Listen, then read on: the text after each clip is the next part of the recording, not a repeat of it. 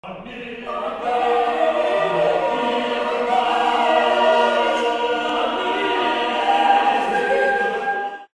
year is 1969, the May bumps. In the plough reach, Christ's first boat is 2 guns up on Magdalen College. Just around Ditton Corner, John Childs, Michael Kyle and Pippo here make their bump. Standing on the bank to support them they see Peter Nelson and Lord Todd of Trumpington, the then Master of College. Lord Todd is here to celebrate and to congratulate. Now 43 years later, the Christ's new M1 boat is being named by its generous benefactor, Dr Yusuf Hamied, and the boat is called Todd of Trumpington. I'll try the right way up as well.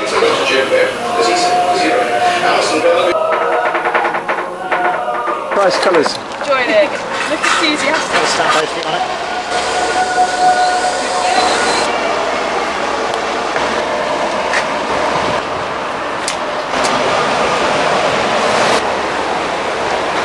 Morning, Robin. Hello. Yeah, I'll buy them all the way to that. I think that's fine. I didn't get it further, can I? How do you think the face is going to work?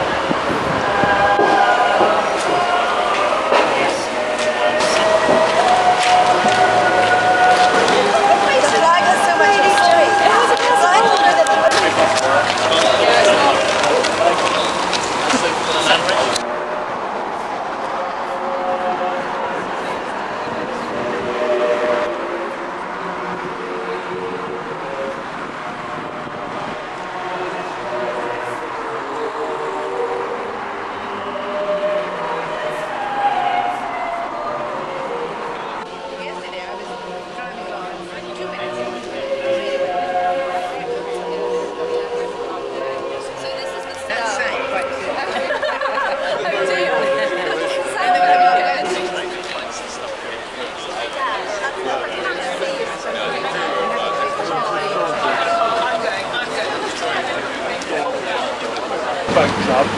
As far as we know, the club was founded in the late 1820s, about the same time that the university boat race began. And it was about that time maybe 7 or 8 colleges formed similar boat clubs. Shortly thereafter, the May and the Lent bumping races began and have been carrying on continuously ever since. And I believe that the highest position the Christ College Boat Club ever achieved was second in 1833. But I have to say, I think we got pretty close to second in the Lents about 15 years ago.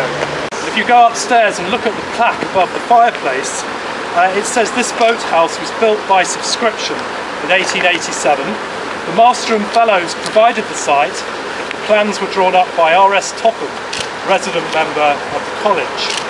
So to reflect its architectural merit, this is a Grade 2 listed building. It's actually served the purposes of the boat club admirably for the last 125 years, but the time has come when it's in need of a makeover. More recently we've had Kieran West, who was a member of the winning boat race crew back in 1964. Memorably, he also won a gold medal at the Sydney Olympics, rowing in the victorious 8. But just to keep things in perspective, I thought I'd share with you this extract from Christ College magazine of 1908, caught every night with monotonous regularity. It is only fair to the crew, however, to state that the new centre-seated boat was not a great success. Owing to her build, she would not take the corners without a great deal of rudder, which not only took the pace of her, but tended to make the crew unsteady. Excuses, excuses. I think most of the undergraduates will know him best from the rather imperious portrait that stares down at them in the upper hall. But Alex was in fact a preeminent and influential scientist and academic of his era, rivalled in Cambridge possibly only by Neville Mott. And it was the common joke in the 1950s that Todd thought he was God, but Mott said he's not. Lord Todd, how did you choose to become a chemist? That, of course, is somewhat difficult to answer. Initially, I think, I wanted to be a medical man when I was a very small boy.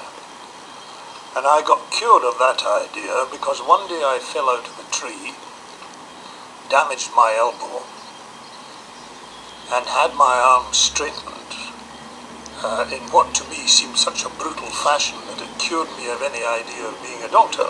On the nucleotides, the building blocks of DNA and coenzymes, he rose to become President of the Royal Society, and last but not least, he was Master of Christ College from 1963 until 1978.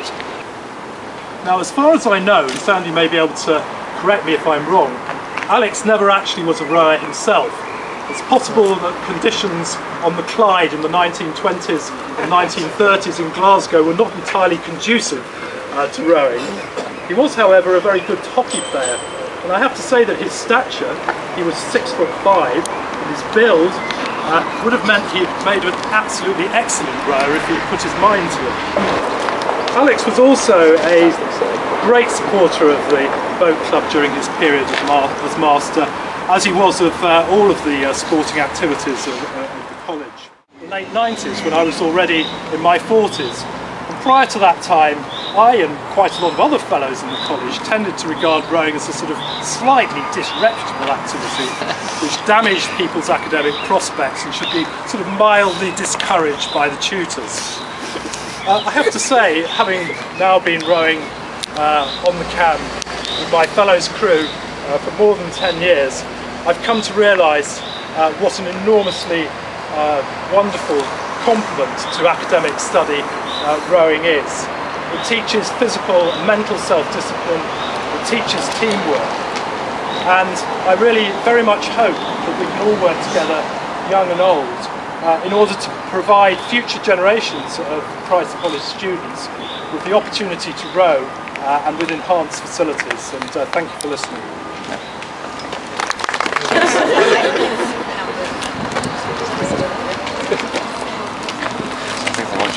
Yeah, we'll do that.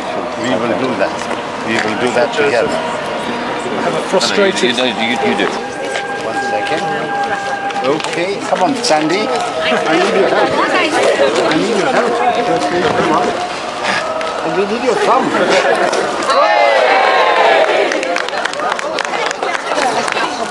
Your job. Your job, Sandy. Your job, Sandy.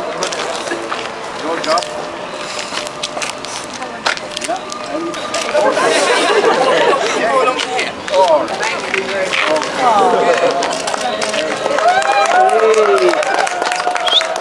That's good, thank you. Excellent, Andy.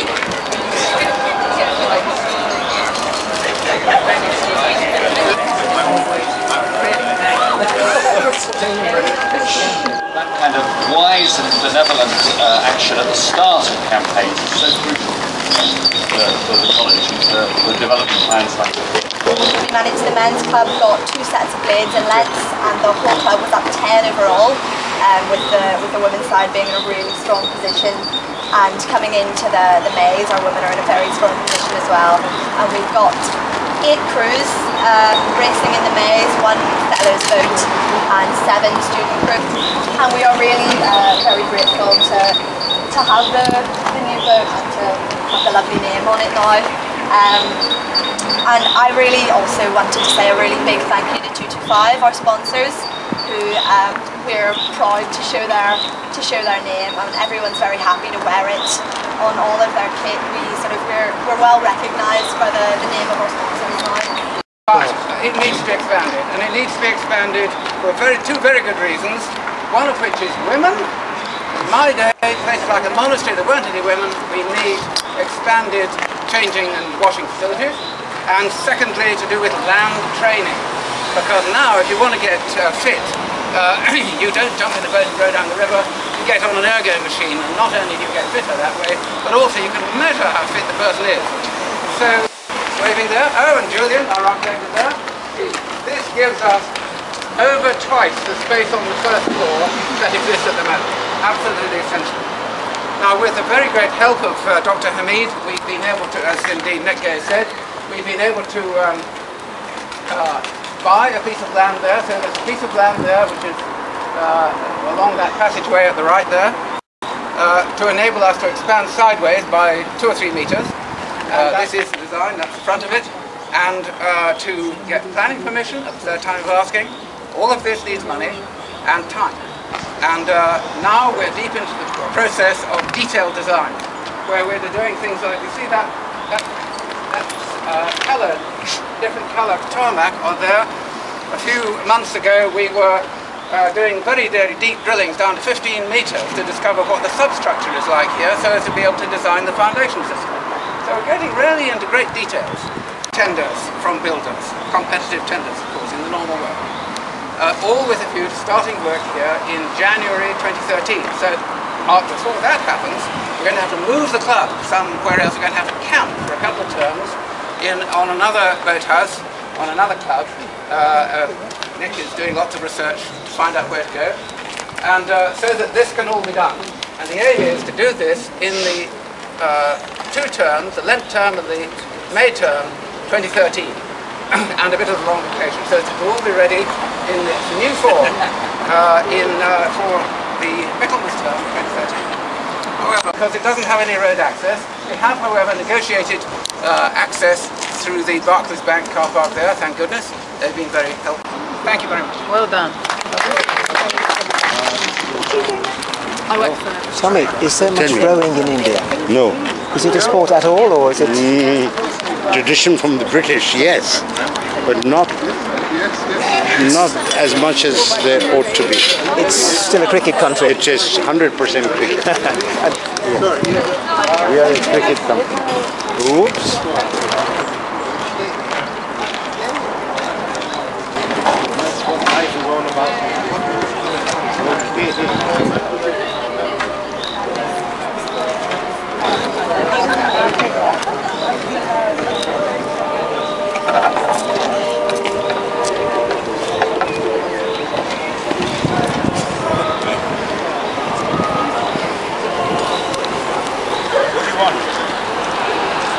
Okay. Excellent. Good.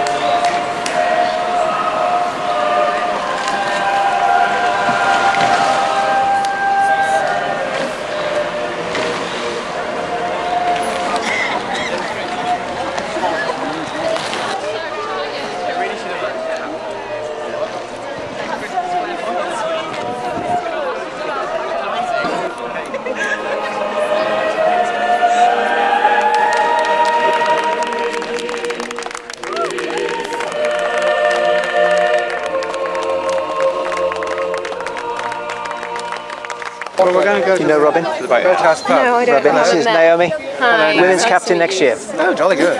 Excellent. Captain of boats or women's captain? No, just women's captain. Right. Naomi Sharp. And what do you read? Modern and medieval languages, French and Aberdeenshire Italian. Right. Good. Did you row before you came here? Or No, I didn't. I never rowed before, so I was a novice this year. So. Good. Well, as you know, this is a cracking place for girls to row. Yeah, it is. It's really good. We've got really strong women's team, and they're just so encouraging. Like, they'll welcome everybody, like whatever level. It's really nice. Super. Yeah. That's the only trouble with early mornings is like early mornings in early terms, like when everybody tries to go out as soon as it's lighting up, you're always the last one because you push off at the same time, but then you get stuck. It's not such a problem in summer because people just go out whenever because like lighting down is, lighting up the light. And it's a shame because this is probably the best located boathouse on the entire river as well. So yeah, it's really nice. We've always got the longest row home, which sometimes it's just like, oh, I'm really tired, but then other times it's really nice. Yeah, it's a pleasant row past all the boathouses. Yeah, it is nice. And if you're doing a good row, it's a really good chance to just like show off as you go past. Exactly.